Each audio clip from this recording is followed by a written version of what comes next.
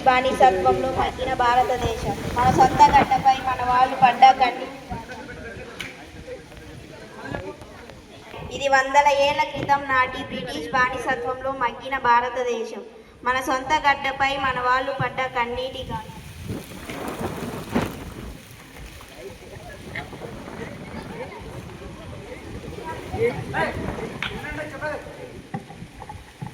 దొరా, ఈ సంవత్సరం వర్షాలు పడక కరువు వచ్చింది. ఇంట్లో తినడానికి తిండి గింజలు కూడా లేవు. మమ్మల్ని క్షమించండి.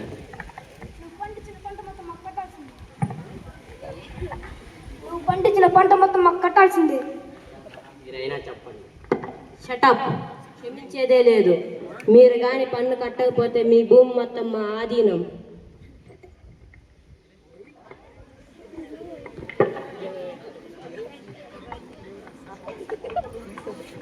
వద్దు దొర, ఇదే మా జీవన ఆధారం. మా చేనేత వృత్తిని నాశనం చేయకండి దొర. ఇక నుంచి ఇండియాలో ఇండియన్ బట్టలు అమ్మకూడదు. కేవలం ఇంగ్లాండ్ నుంచి వచ్చే మిల్లు బట్టలే కొనాలి.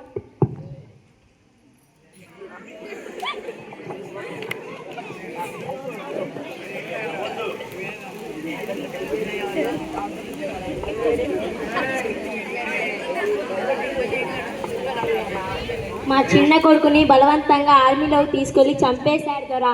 నా పెద్ద కూతురైన సావిత్రిని వదిలేయండి. మా ఇంట్లో పనిచేయడానికి ఎవరు?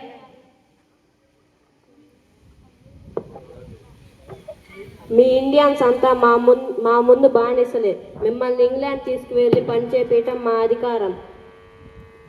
ఎక్కువ మాట్లాడితే జైల్లో వేస్తాం.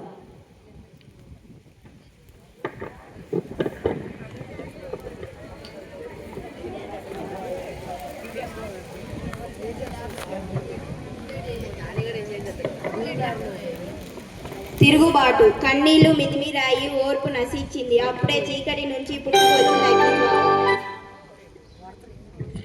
ఇంక్విలాబ్ జిందాబాద్, ఇంక్విలాబ్ జిందాబాద్, ఇంక్విలాబ్ జిందాబాద్, ఇంక్విలాబ్ జిందాబాద్.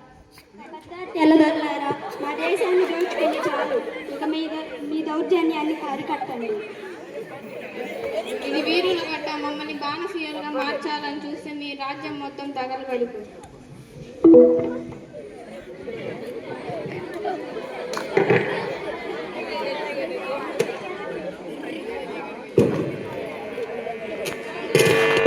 ఖబర్దార్, జాగ్రత్త. సమయం వచ్చింది. మా స్వరాజ్యం మాకు కావాలి. మా భారతదేశాన్ని వదిలి వెళ్ళిపోండి.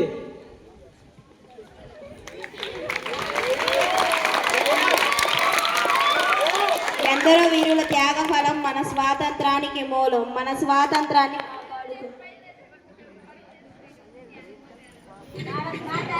జై